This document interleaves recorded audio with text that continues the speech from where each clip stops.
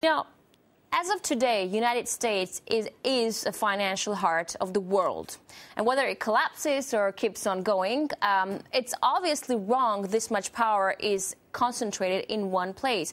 Asia is a rising monster right now. Could it be that stealing his financial role from the U.S.? Do you think China, for example, could steal its financial role from the United States? Or are they also controlled by the same financial elite you're mentioning? Well, I can tell you that the Jesuits have a very strong stranglehold on China as well. But I can also tell you that the transition of economic strength from the Western countries to the East is going to happen, but it's going to happen in a smooth way. It's not going to be a transition through a currency war like that terrible, corrupt group is trying to manipulate everyone into. No, we're going to have a peaceful power transition this time around. We're not going to have World War III. They tried to pull it off in Syria. They're now thinking they can pull it off in Iran. It's not happening. The citizens of the world see what they're doing, and we're not letting them get away with it this time. All right, after the break, does gold still shine? And when corruption infests from top to bottom, what does it take to blow the whistle? Stay with us.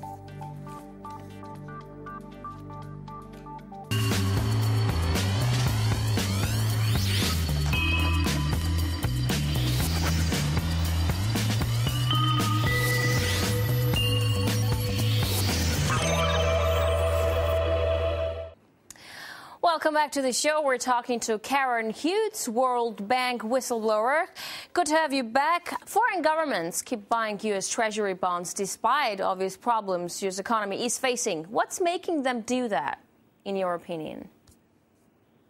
I think the biggest market for the Federal Reserve notes is the U.S. Treasury, and there is a glut of dollars right now.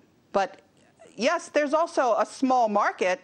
Unfortunately, the market is weakening as the dollar weakens because of all of this, what they call quantitative easing, where every month so many additional dollars are printed with absolutely no backing. Mm-hmm. You never told me in the first part, should we be buying gold? Well, yes and no. I think gold is probably a wise purchase right now, but more as insurance than investment, because there's actually a great deal of gold. There's even more gold than people know about. For example, the amount of gold that's in deposit in the Bank of Hawaii is 170,000 tons. This is more than the World Gold Council says is available for all the gold on Earth. People don't know how much gold there is. There's a lot of gold. Are you buying gold? I did, actually, yes, but not because it's an investment, but because I'm not 100% certain that we're going to get our act together before all of the paper fiat currency falls apart. So I see it as insurance, but because of the amount of gold that's actually around in the world, in deposit all over the world, I'm not so sure it's a great investment. So you think the return to the gold standard is a realistic thing? It could be a possibility. Well, actually, that's not such a good thing. The currency ought to be backed by value, but there's no reason why it should be restricted to precious metals. It could be any of the commodities that are valuable. But the important thing is that, yes, the currency should be backed by assets rather than by debt, as we now have. Mm-hmm. But if a financial collapse happens, let's say, right, will gold be of any use? I mean, if there's a shortage of food, and look at the world today, the biggest problem we're facing is the clean drinking water. What's gold going to do about that? Well, first of all, I think that we're going to manage to get our act together. I'm not expecting a collapse. A very accurate game theory model is showing that we're going to manage to make a transition in a very smooth way. Maybe there'll be a few fits and starts, but I think most of the countries of the world are in favor of working together and not to have a collapse. The only thing that you're seeing is some of these crooks haven't figured out, they haven't seen the writing on the wall. They haven't seen that we understand that there's a way to work together and avoid these problems, which are definitely avoidable. Mm-hmm.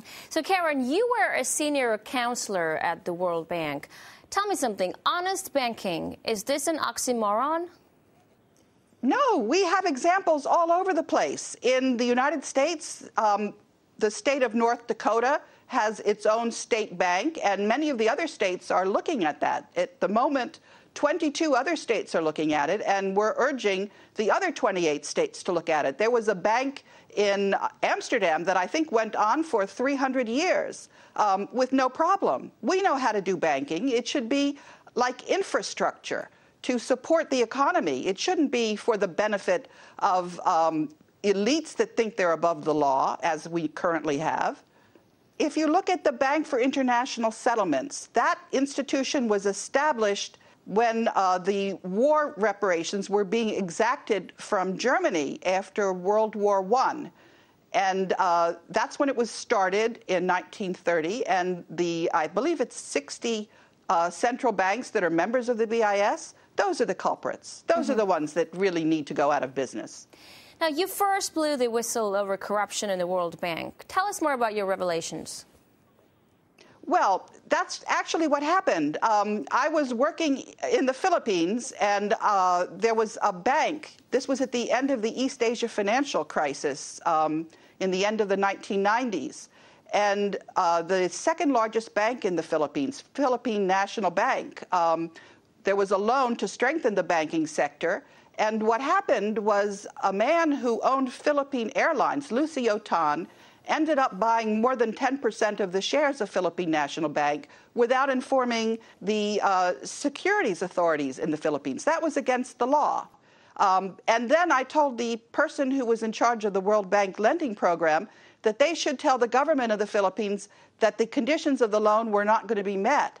And instead, I was reassigned, and I didn't accept that. So I went to the meeting where it was decided whether or not to disperse the loan. And I said that the board was not being informed that the conditions weren't met. And then what happened was the loan wasn't dispersed, but the people who had their money on deposit in that bank withdrew their money, and the Philippine Deposit Insurance Corporation had to withdraw, had to back up the bank for $500 million. And then we didn't disperse our loan for $200 million, and the Japanese didn't disperse their loan for $200 million. So that was $900 million worth of poor loan performance. And when the evaluation department in the World Bank said that the World Bank had performed satisfactorily, I corrected that report, and my correction was never given to the board. So that was a cover-up. And I just, you can't have a cover-up in a bank. That shows that money is going the wrong way. And I've been working together with other whistleblowers at the World Bank because we know that the board has to be informed about what's actually going on. Other whistleblowers have reported double accounting. We've reported this to the UK Parliament. I reported it to the European Parliament in 2011. And the European Parliament wrote a letter to the World Bank. I had a very detailed chronology, and the World Bank never responded. And then I've been reporting this to the U.S. Congress, and when the U.S. Congress was asked to give a capital increase to the World Bank, they had asked for a Government Accountability Office audit, which never took place. So I was reporting this to the International Organization of Supreme Audit Institutions, and then I asked the board to require KPMG to do an audit of the World Bank internal controls, and KPMG did not follow the auditing standards. So I reported this to the Public Company Accounting Oversight Board. I reported this to the SEC. But since the SEC couldn't be bothered to sort out the insider trading for the Federal Reserve System, they certainly weren't going to straighten out the bonds in the World Bank. So I bought a World Bank bond, and I sued under the securities laws. And I also went to each and every attorney general in the states, and I told the states that they were responsible for making sure that there was accurate financial information going to the bondholders in their states. And I also went to the International Organization securities commissioners. So the World Bank has got to be brought into compliance, and there has to be transparency in the capital markets. And the insider trading of the Federal Reserve System is going to be history in short order. But do you feel safe after all these leaks? I mean, you were fired. Well, you know, I've been working with some very wonderful whistleblowers. In particular, I'd like to mention Mark Nowitzki, who's been reporting about insider trading and inaccurate financial reporting for Teletech, which is a company that's been spying on American citizens.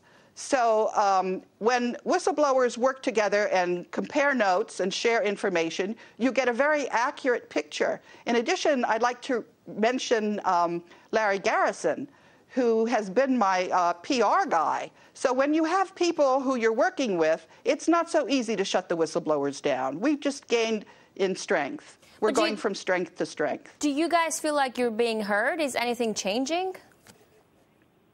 Well, that's what I'd like to ask your audience. But do you feel like anything's changing in the system by whistleblowing on it? Yes, I absolutely do. I think the number of people that are hearing my message and that are looking into this information, and every day they're sending me emails, and they're going out and they're getting their neighbors to find out what's really going on. I don't think this mainstream media is going to have too big of an audience at the rate we're going. You know, there are liberty movements that are actually picking up now, the likes of Bitcoin, for example. Can they ever grow into a solid rival to the conventional system, do you think? I think they're going to be a force to be reckoned with, yes, as a matter of fact. And there are other similar kinds of payment systems that are now gaining currency. Yes, I think we're going to have a world where there's a lot of choice, and the legal tender is not going to be used to put people into debt and to imprison them. Are you using Bitcoin as of now? That's a good question. I'm trying to learn how. It's, you know, yes. There's a conference that's taking place, and I'm going to try to get myself sorted out on that. Karen, thank you very much for your time. That's all for today. Our guest was a former insider at the World Bank, ex-senior counselor Karen Hughes. Thanks for watching, and we will see you next time here on Sophie & Co.